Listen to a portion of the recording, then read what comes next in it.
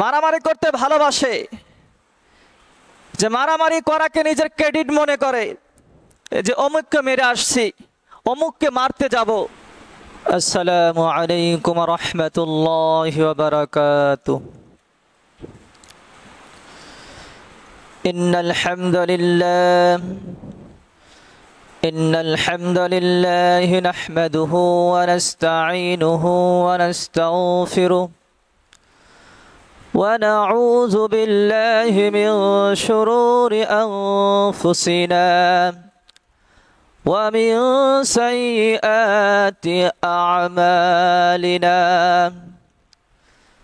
من يهده الله فلا مضل له ومن يضلله فلا هادي له وأشهد أن لا إله إلا الله وحده لا شريك له وأن محمدا عبده ورسوله يا أيها الذين آمنوا اتقوا الله حق تقاته ولا تموتن إلا وأنتم مسلمون يا أيها الناس اتقوا ربكم الذي خلقكم من نفس واحدة وخلق منها زوجها وبث منهما رجالا كثيرا ونساء واتقوا الله الذي تساءلون به والأرحام إن الله كان عليكم رقيبا يا أيها الذين آمنوا اتقوا الله وقولوا قولا سديدا يصلح لكم أعمالكم ويغفر لكم ذنوبكم ومن يطع الله ورسوله فقد فاز فوزا عظيما أما بعد وقال تعالى في كلامه المجيد والفرقانه الحميد يوم تأتي كل نفس تجادل عن نفسها وتوفى كل نفس ما عملت وهم لا يظلمون وقال رسول الله صلى الله عليه وسلم ذروا المراء فإن المماري لا أشفع له يوم القيامة وقال رسول الله صلى الله عليه وسلم آخر لم يكذب من نما بين اثنين ليصلح وقال تعالى إن الله وملائكته يصلون على النبي يا أيها الذين آمنوا صلوا عليه وسلموا تسليما أمنا شكر درود الشريف পড়ি اللهم صل على محمد وعلى آل محمد كما صليت على إبراهيم وعلى آل إبراهيم إنك حميد مجيد اللهم بارك على محمد وعلى آل محمد كما باركت على إبراهيم وعلى آل إبراهيم إنك حميد مجيد محترم हाजिरिन আল্লাহ পাকের দরবারে লাখ কোটি শুকরিয়া জ্ঞাপন করছি যে মহান রব্বুল আলামিন আমাদেরকে যাচাই বাছাই করে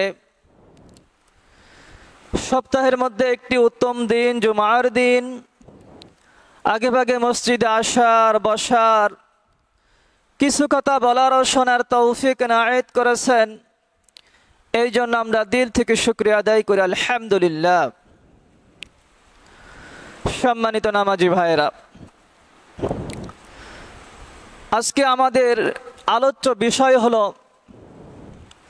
ঝগড়া বিবাদ ও বিতর্ক সম্পর্কে। আল্লাহ তাআলার তৌফিক সামাইলে হাল হলে এই বিষয়ে কিছু আলোচনা করার প্রয়াস পাবে ইনশাআল্লাহ। ঝগড়া বিবাদ, তর্ক বিতর্ক, এই সমস্ত বিষয় আমাদের সমাজে বিরাট আকার ধারণ করছে। বলা হয় যে এটা একটা রোগ, এটা একটা ব্যাধি। ব্যাধি রূপে ঝগড়া বিবাদ, তর্ক বিতর্ক আমাদের সমাজে ধারণ করছে। যেখানে যাবেন সেখানেই ঝগড়া। এই ঝগড়ার কারণে মানুষ হয় ক্ষতিগ্রস্ত। এই ঝগড়া বিবাদের কারণে মানুষ হয় ধ্বংস, তার অন্তর হয়ে যায় কঠিন, আর সে বিভিন্ন সময় বিভিন্ন হুমকির সম্মুখীন হয়, বিভিন্ন ক্ষতির সম্মুখীন হয়। তো এই ঝগড়া আস্তে আস্তে আমাদের সমাজে বেড়েই চলছে। ঘরে ঝগড়া, বাহিরে ঝগড়া, দোকানে ঝগড়া, বাজারে ঝগড়া, দেশে ঝগড়া, বিদেশে ঝগড়া। তো এক কথায় বলা যায় যে সর্বত্রই শুধু ঝগড়া আর ঝগড়া।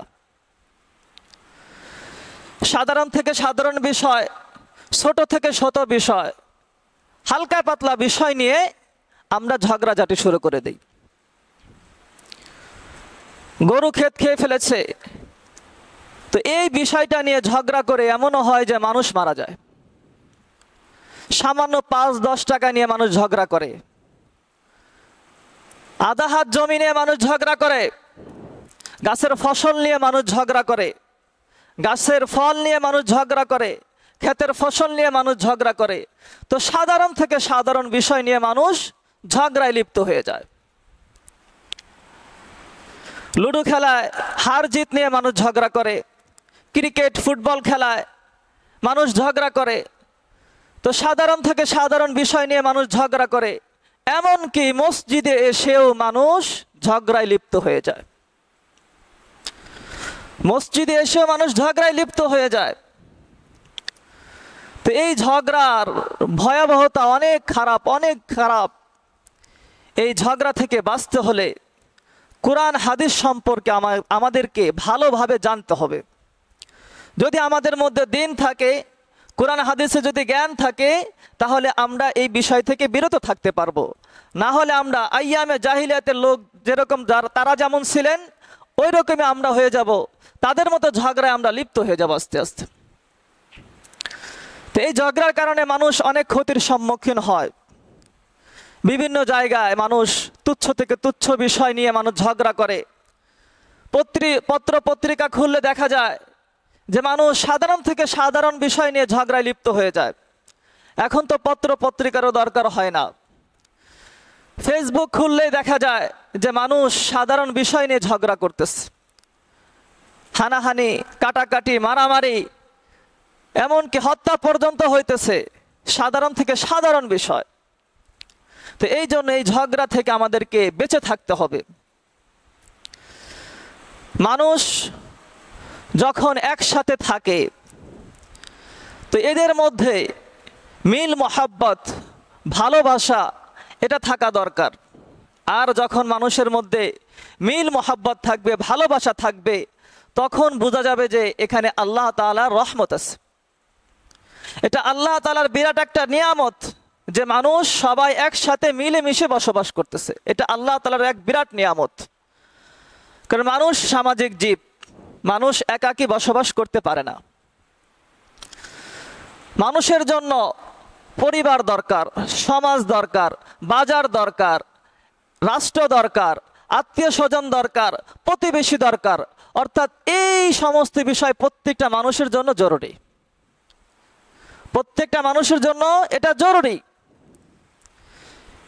কোনো মানুষকে যদি বলা হয় যে এই বাংলাদেশকে তোমাকে দিয়ে দিলাম, এই বাংলাদেশ তোমার একার, তুমি এই বাংলাদেশে বসবাস করো, তাহলে কি বলেন তো দেখি সে একা কি বাংলাদেশে বসবাস করতে পারবে?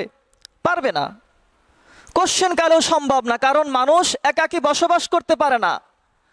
তার পরিবার দরকার, সমাজ দরকার, আরো মানুষ দরকার। তো একাকী বসবাস করা সম্ভব না, কারণ মানুষ সামাজিক প্রাণী। সুতরাং এই মানুষ সবার সাথে মিলেমিশে থাকতে হলে এদের মধ্যে শান্তি, শৃঙ্খলা, মিল, মহাব্বত, ভালোবাসা এটা দরকার।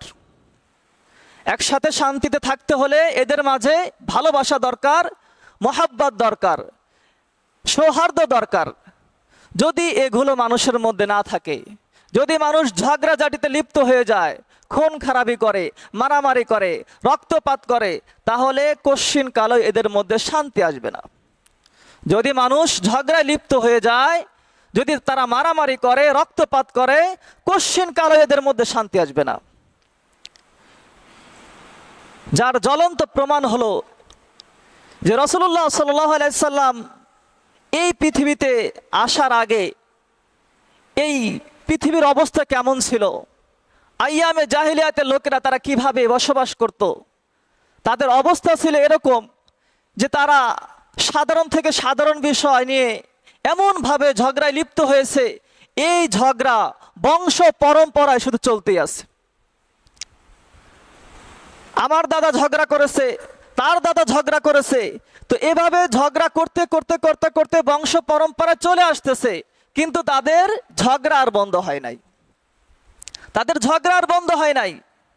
এরপর যখন আল্লাহ তাআলা এই পৃথিবীতে হযরত মুহাম্মদ সাল্লাল্লাহু আলাইহি সাল্লামকে পাঠাইলেন এবং কোরআন নাজিল করলেন, এরপর যখন রাসূলুল্লাহ সাল্লাল্লাহু আলাইহি সাল্লাম মানুষদেরকে ইসলামের দাওয়াত দিলেন, যখন মানুষ মুসলমান হইল, এরপর থেকে মানুষের মধ্যে মিল মোহাব্বত তৈরি হয়ে গেল, ভালোবাসা তৈরি হয়ে গেল, তারপর থেকে ঝগড়া বন্ধ হয়ে গেল। ওই রকম ঝগড়া তারপর থেকে বন্ধ হয়ে গেল। এত বড় ঝগড়া তারপর থেকে আর হয় নাই।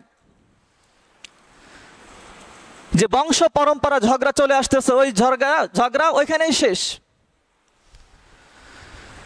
তো আমরা অনেকেই আছি, আমাদের সমাজের মধ্যে অনেক ভাই বিরাদা আছে, অনেক যুবকেরা আছে, ঝগড়া করতে ভালোবাসে, মারামারি করতে ভালোবাসে। যে মারামারি করাকে নিজের ক্রেডিট মনে করে, যে অমুককে মেরে আসছি, অমুককে মারতে যাব, অমুককে শেষ করে দিয়েছি, এটা নিজেকে ক্রেডিট মনে করে। বন্ধু বান্ধবদের কাছে এসে গল্প করে যে অমুককে তো মেরে আসছি। অথচ এই ঝগড়াটা কত বড় খারাপ, কত বড় জঘন্য জিনিস। তো মানুষ ঝগড়াকে পছন্দ করে, এটাকে তারা ভালোবাসে। এই ভালোবাসার কারণে যারা দুনিয়াতে ঝগড়া পছন্দ করবে, মানুষের সাথে মারামারি পছন্দ করবে, তারা কাল কিয়ামতের মাঠেও আল্লাহ তাআলার সাথে তর্কে লিপ্ত হবে। কিয়ামতের মাঠে মানুষ আল্লাহ তাআলার সাথে তর্ক করবে নিজের বিষয় নিয়ে। নিজের বিষয় নিয়ে মানুষ তর্ক করবে, যে বলবে যে আমি তো কোনো গুনাহ করি না, আমি তো নির্দোষ, আমি যা করেছি ভালো কাজ করেছি। আল্লাহ তাআলার সাথে তর্ক করবে। তখন এই তর্ক তার কোনো কাজে আসবে না।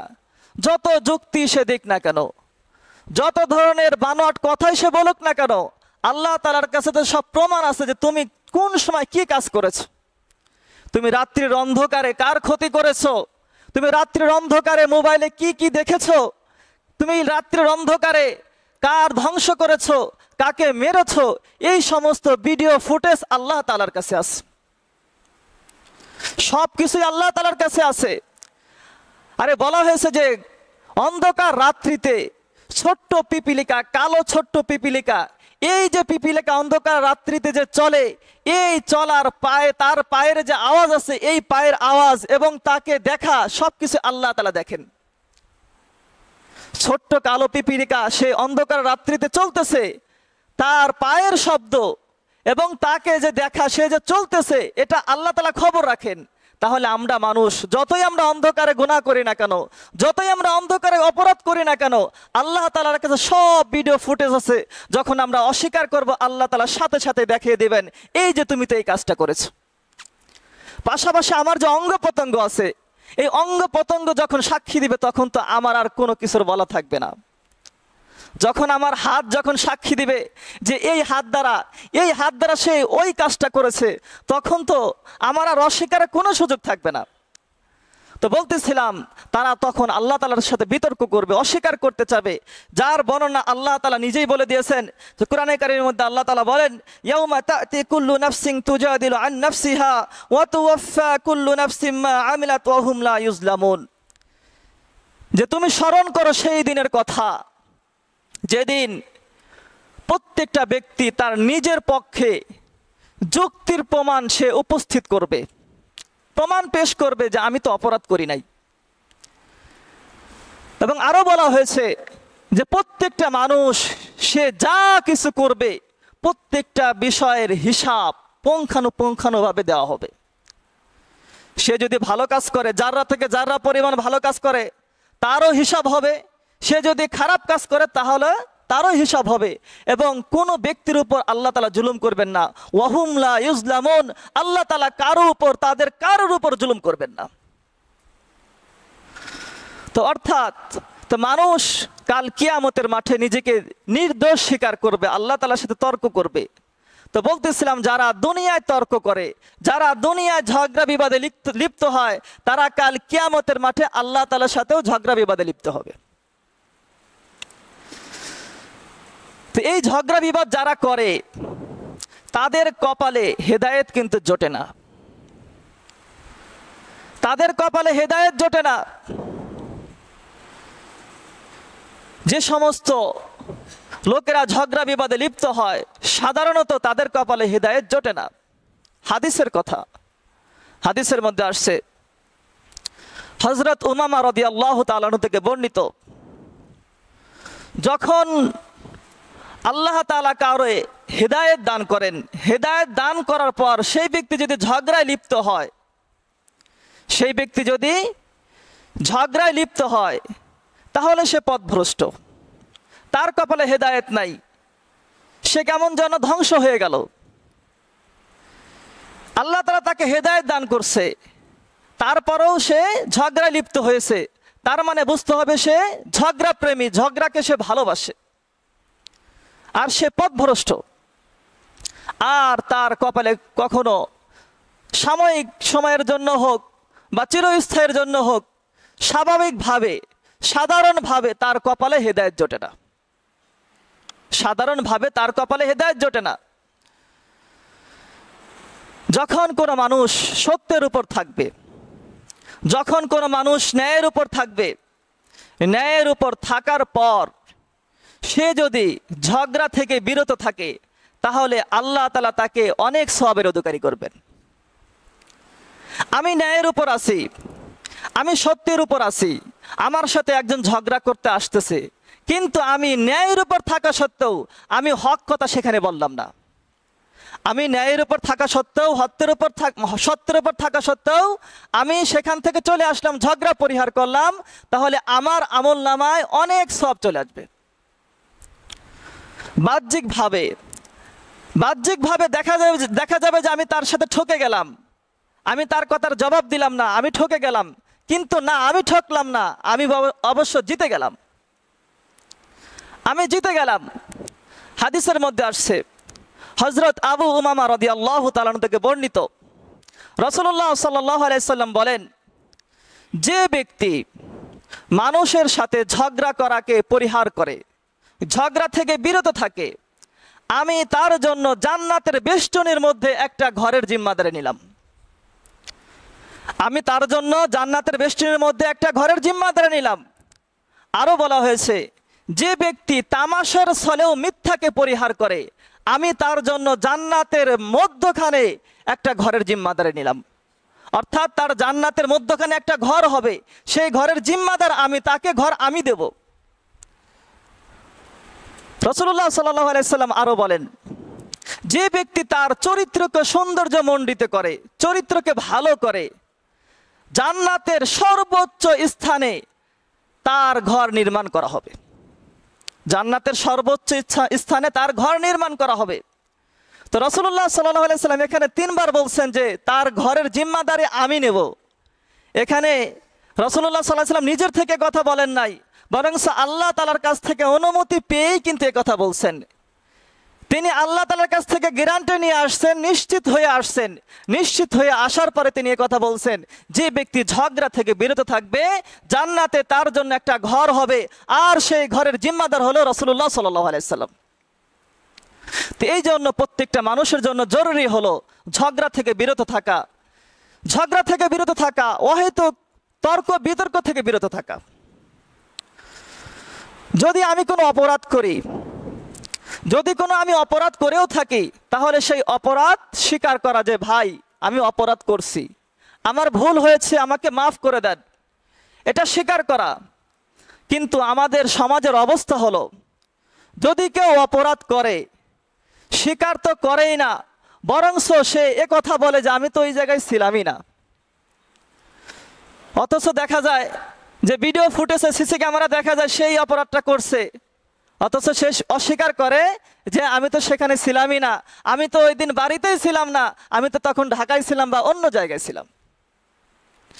তো সে ইনিয়ে বিনিয়ে বিভিন্নভাবে নিজের দোষকে চাপিয়ে রাখে, কখনো দোষকে স্বীকার করতে চায় না, নিজের দোষ কখনো স্বীকার করতে চায় না। আজকে আপনি আপনার দোষ মানুষের সামনে স্বীকার করলেন না, অপরাধ স্বীকার করলেন না, মানুষের সাথে ধোঁকাবাজি করলেন, বিভিন্ন যুক্তির মাধ্যমে মানুষকে বুঝাই দিলেন। কিন্তু এই যে যুক্তি আপনি মানুষকে দিলেন, মানুষকে ধোঁকার মধ্যে ফেললেন, মানুষের সাথে প্রতারণা করলেন, এই যে প্রতারণা, এটা কি আপনি কাল কিয়ামতের মাঠে আখিরাতের ময়দানে করতে পারবেন? কখনো করা যাবে না। দুনিয়ার মানুষের সামনে আপনি যুক্তি খাড়া করাইলেন, দুনিয়ার মানুষ সেটা বুঝলো, আপনি বিভিন্ন যুক্তি মানুষের সামনে দিলেন, সে হয়তো বা বুঝলো, মানুষের সাথে ধোঁকাবাজি করলেন, সে সাময়িক সময়ের জন্য বা মেনেও নিল, কষ্ট হইলেও মেনে নিল, কিন্তু কাল কিয়ামতের মাঠে এর তো হিসাব হবে। যখন আপনি কিয়ামতের মাঠে জবাব দিবেন, তখন তো আপনি আর অস্বীকার করতে পারবেন না, বা অস্বীকার করলেও আপনি সেখান থেকে রেহাই পেতে পারবেন না, কারণ আপনার সমস্ত প্রমাণ, সমস্ত ডকুমেন্টস আছে আল্লাহ তাআলার কাছে। যখন আপনি আল্লাহ তাআলার সামনে দাঁড়াবেন, যখন আল্লাহ তাআলা আপনাকে জিজ্ঞাসা করবে, তখন আপনি কোনো উত্তর খুঁজে পাবেন না, কোনো উত্তর খুঁজে পাবেন না, তখন আমাকে আপনাকে ধরা পড়তেই হবে। তো এই জন্য মিথ্যা থেকে পরিহার করা, মিথ্যা থেকে বেঁচে থাকা, প্রতারণা না করা, ধোঁকা না করা। আমি মানুষকে ধোঁকা দেব না, অপরাধ করছি ব্যাস স্বীকার করব যে ভাই অপরাধ করে ফেলছি, মাফ করে দেন, আল্লাহ তাআলাও যেন আমাকে মাফ করে দেয়, এটা বলতে হবে। সাহাবা একরাম তারা নিজের দোষ তারা গোপন রাখতেন না। নিজে একটা অপরাধ করছে, একজন জিজ্ঞাসা করছে, ব্যাস সাথে সাথে বলে দিয়েছে, হ্যাঁ আমার এই অপরাধটা হয়েছে, আমার এই অপরাধটা হয়েছে। যার দৃষ্টান্ত হলো হযরত কাব ইবনে মালিক রাদিয়াল্লাহু তাআলা আনহু। তিনি নিজেই ঘটনাটা বর্ণনা করছেন। হযরত কাব ইবনে মালিক রাদিয়াল্লাহু তাআলা আনহু তিনি বলেন যে রাসূলুল্লাহ সাল্লাল্লাহু আলাইহি সাল্লাম যতগুলি যুদ্ধ করেছে, সমস্ত যুদ্ধে আমি অংশগ্রহণ করেছি, তবে একটা যুদ্ধ ব্যতীত, সেটা হলো তাবুকের যুদ্ধ ব্যতীত। অর্থাৎ তাবুকের যুদ্ধের সময় আমি রাসূলুল্লাহ সাল্লাল্লাহু আলাইহি সাল্লামের সাথে যুদ্ধ যেতে পারি নাই। এর কারণ কি? তিনি বলেন যে যেদিন তাবুকের যুদ্ধের ঘোষণা দেওয়া হলো, সেদিন থেকে রাসূলুল্লাহ সাল্লাল্লাহু আলাইহি সাল্লাম, সাহাবা একরাম তারা প্রস্তুতি নেওয়া শুরু করছে, আমিও তাদের সাথে প্রস্তুতি নেওয়া শুরু করছি। কিন্তু আমি মনের থেকে একেবারে এভাবে নিয়ত করতে পারিনি যে আমিও জিহাদে যাব, আমিও যুদ্ধ করতে যাব। অর্থাৎ সে সিদ্ধান্ত নিতে পারে নাই, কারণ তখনকার মৌসুম ছিল ফল পাকার মৌসুম, তখনকার মৌসুম ছিল ফল পাড়ার মৌসুম। সে চিন্তা করতেছে যে এখন তো ফল পেকে গিয়েছে, ফল পাড়তে হবে, এখন আমি কিভাবে যুদ্ধে যাব। তাই যাই হোক, সে যাবে কি যাবে না এটা দ্বিধাদ্বন্দ্বের মধ্যে ছিল, অর্থাৎ সে সঠিকভাবে সিদ্ধান্ত নিতে পারে নাই। তারপরে সে কথা বলতেছে, নিজেই বলতেছে যে যুদ্ধে যাওয়ার জন্য কোনো প্রতিবন্ধকতা আমার ছিল না, আমি সচ্ছল ছিলাম, যুদ্ধে যেতে পারতাম, কিন্তু আমি গরিবসী করছি। আমার নিয়ত ছিল যে রাসূলুল্লাহ সাল্লাল্লাহু আলাইহি সাল্লাম এবং সাহাবা একরাম যুদ্ধে যাবে, তারপরে আমি প্রতিমধ্যে তাদেরকে ধরবো, অর্থাৎ আমি একটু পরে যাব, এই নিয়ত সে করছে। কিন্তু পরবর্তীতে তার যাওয়ার সুযোগ হয় নাই। রাসূলুল্লাহ সাল্লাল্লাহু আলাইহি সাল্লাম যখন যুদ্ধে বের হয়ে গিয়েছেন, সাহাবা একরাম যখন বের হয়ে গিয়েছেন, প্রতিমধ্যে রাসূলুল্লাহ সাল্লাল্লাহু আলাইহি সাল্লাম তার কথা স্মরণ করেন নাই। কিন্তু তাবুকের প্রান্তরে যখন গেছেন, তখন বলতেছে যে কাব ইবনে মালিক কোথায়, সে কি আসে নাই? তখন সালিমা গোত্রের এক ব্যক্তি সে বলতেছে যে কাব ইবনে মালিক তো সম্পদের কারণে, অহংকারের কারণে সে আটকে গিয়েছে, সে তো যুদ্ধে আসতে পারে নাই। তখন মুআজ ইবনে জাবাল রাদিয়াল্লাহু তাআলা আনহু তিনি বলতেছে যে তুমি কি বললে তার ব্যাপারে, তুমি তার ব্যাপারে এ কথা বললে কেন? আল্লাহর কসম আমরা তার ব্যাপারে ভালো ধারণা করি, কোনো খারাপ ধারণা আমরা তার ব্যাপারে না করি। তিনি এই কথা বলতেছেন, তিনি সাথে সাথে প্রতিবাদ করছেন। এরপর যখন রাসূলুল্লাহ সাল্লাল্লাহু আলাইহি ওয়াসাল্লাম যুদ্ধ করে মদিনায় ফিরলেন, মদিনায় ফেরার পর এখন কাব ইবনে মালিক রাদিয়াল্লাহু তাআলা আনহু তিনি চিন্তা করতেছেন, তো এখন তো রাসূলুল্লাহ সাল্লাল্লাহু আলাইহি ওয়াসাল্লাম আমাকে তো ডাকবে বা আমি তো সেখানে যাব, তখন কি জবাব দিব? তখন তার মনের মধ্যে বিভিন্ন ধরনের চিন্তা আসতেছে যে আমি কোনো যুক্তি খাড়া করাবো, কোনো অজুহাত খাড়া করাবো, যে অজুহাতের কারণে রাসূলুল্লাহ সাল্লাল্লাহু আলাইহি ওয়াসাল্লাম আমাকে কিছু বলবে না। তো তিনি যখন মদিনায় আসলেন, আসার পর মসজিদে প্রবেশ করলেন। মসজিদে প্রবেশ করার পর মুনাফিকরা একের পর এক এসে তারা বিভিন্ন ধরনের অজুহাত, বিভিন্ন ধরনের যুক্তি তারা দাঁড় করাইতেছে এবং তারা শপথ খাইতেছে, আল্লাহ তাআলার নামে শপথ খাইতেছে যে আমরা এই অজুহাতের কারণে এই কারণে আমরা যুদ্ধে যেতে পারি নাই। তো এক একজন এক এক রকম কথা বলতেছে। তো এরপর রাসূলুল্লাহ সাল্লাল্লাহু আলাইহি ওয়াসাল্লাম সব সকলের কথা শোনার পরে তিনি বাহ্যিকভাবে সকলের কথা মেনে নিয়েছেন এবং আল্লাহ তাআলার কাছে তাদের জন্য ক্ষমা চেয়েছেন এবং এই সমস্ত বিষয় আল্লাহ তাআলার কাছে সঁপে দিয়েছেন। এরপর কাব ইবনে মালিক তিনি বলতেছেন, এরপর আমি রাসূলুল্লাহ সাল্লাল্লাহু আলাইহি ওয়াসাল্লামের দরবারে হাজির হলাম। হাজির হওয়ার পর রাসূলুল্লাহ সাল্লাল্লাহু আলাইহি ওয়াসাল্লাম আমাকে বলতেছেন এদিকে আসো। আসার পরে তিনি তাকে বলছেন যে তুমি জিহাদে যাও নাই কি জন্য, কেন জিহাদে যাও নাই? তখন তিনি বলতেছেন, হে আল্লাহর রাসূল, আল্লাহর শপথ করে বলতেছি যদি আমি আপনাকে ছাড়া অন্য কোনো মানুষের সামনে আজকে দাঁড়াইতাম বা বসতাম, তাহলে আমি এমন যুক্তি দাঁড় করাইতাম, এমন অজুহাত দাঁড় করাইতাম যে কোনো ব্যক্তি আমার এই অজুহাত এবং যুক্তিকে খণ্ডন করতে পারতো না। কিন্তু আমি আপনার সামনে আসছি, আমি আপনার সামনে আজকে মিথ্যা কথা বলবো না, কারণ আমি যদি মিথ্যা কথা বলি, যদি আমি যুক্তি দাঁড় করাই, তাহলে আমি অনেক যুক্তি দাঁড় করাইতে পারবো। আমি যুক্তিতে অনেক পটু, আমি মিথ্যাতে অনেক পটু। যদি আমি চাই তাহলে কাঠকে স্বর্ণ বানাই দিতে পারবো, মানুষ সেটা স্বীকারও করবে। কিন্তু আমি আজকে আপনার সামনে মিথ্যা বলবো না। বরংস সে তখন বলতেছে যে হে আল্লাহ রাসূল, আমার মনের মধ্যে শয়তান বাসা বেঁধেছে, অর্থাৎ শয়তানের ধোকায় পড়ে, নফসের ধোকায় পড়ে আমি যুদ্ধে যেতে পারি নাই। তখন রাসূলুল্লাহ সাল্লাল্লাহু আলাইহি ওয়াসাল্লাম সাথে সাথে বলেছেন যে সে সত্য বলেছে, সে সত্য বলেছে। তো আমার বলার বিষয় হলো যে সাহাবায়ে কেরাম তাদের মনের মধ্যে যদি কোনো ধরনের সমস্যা হইতো, তারা রাসূলুল্লাহ সাল্লাল্লাহু আলাইহি ওয়াসাল্লাম কাছে প্রকাশ করতেন যে হে আল্লাহর রাসূল, আমাকে তো আমার মনের মধ্যে তো অমুক অমুক গুনাহ করতে মন চায়, আমার ভিতরে তো এই সমস্যা চলতেছে, আমার তো মিথ্যা বলতে মন চায়, ধোঁকাবাজি করতে মন চায়, প্রতারণা করতে মন চায়, তো আমার মনের মধ্যে এই অবস্থা হয়। তো সাথে সাথে তারা প্রকাশ করতো আর রাসূলুল্লাহ সাল্লাল্লাহু আলাইহি ওয়াসাল্লাম সাথে সাথে তাদেরকে সলিউশন দিয়ে দিতেন। কিন্তু আমরা কি করি? আমরা দোষ করলে দোষকে আরো ঢাকার জন্য যত ধরনের কৌশল আছে, যত ধরনের যুক্তি আছে, সেই সমস্ত যুক্তির পেছনে আমরা পড়ে যাই, যুক্তির পিছনে আমরা পড়ে যাই। তো বলতেছিলাম এই ঝগড়া থেকে বিরত থাকতে হবে, মারামারি কাটাকাটি হানাহানি থেকে বিরত থাকতে হবে। কিভাবে বিরত থাকবেন?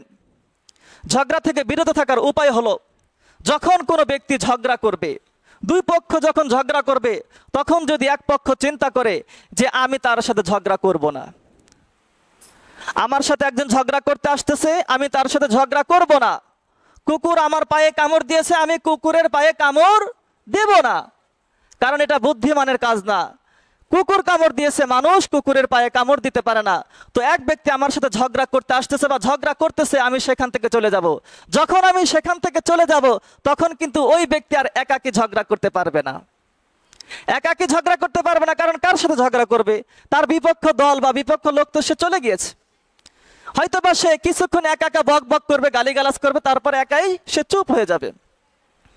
তো এই হলো ঝগড়া থেকে বাঁচার উপায়। আর একটা বাঁচার উপায় হলো, যখন মানুষ চিন্তা করবে ঝগড়া করলে এই ক্ষতি আর ঝগড়া পরিহার করলে এই উপকার, যখন এই ক্ষতি এবং উপকার চিন্তা করবে, তখন ওই ব্যক্তি ঝগড়া থেকে বেঁচে থাকতে পারবে, ঝগড়া থেকে তখন বেঁচে থাকতে পারবে। আর যে ব্যক্তি ঝগড়া থেকে বেঁচে থাকবেন, হাদিসের মধ্যে আসছে আল্লাহ তাআলা তাকে জান্নাত দান করবেন, আল্লাহ তাআলা তাকে জান্নাত দান করবেন। অপর হাদিসের মধ্যে আসছে যে কোনো ব্যক্তি যদি ঝগড়া থেকে বেঁচে থাকে, তাহলে আল্লাহ তাআলা তাকে অনেক মর্যাদার অধিকারী করে দিবেন। আর কোনো ব্যক্তি যদি ঝগড়ায় লিপ্ত হয়, তার সম্পর্কে হাদিসের মধ্যে ভয়াবহতা আসছে। রাসূলুল্লাহ সাল্লাল্লাহু আলাইহি সাল্লাম বলেন, জারুল মিরাআ ফাইন্নাল মুমারিয়া লা আশফাউ লাহু ইয়াউমাল কিয়ামাহ, যে তোমরা ঝগড়া থেকে বিরত থাকো, আর যে ব্যক্তি ঝগড়ায় লিপ্ত হবে আমি কাল কিয়ামতের মাঠে ওই ব্যক্তির জন্য সুপারিশ